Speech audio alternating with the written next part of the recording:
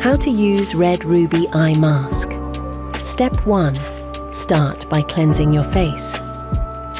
Step 2. Open the package and remove the patches. Step 3.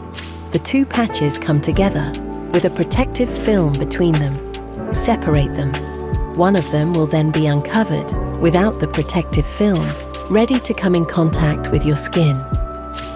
Step 4. Apply the patches just below the lash line.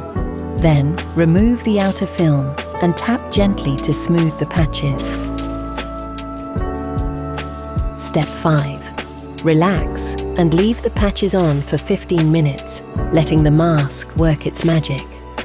Peel off the patches and gently massage in any remaining serum. There's no need to rinse your face.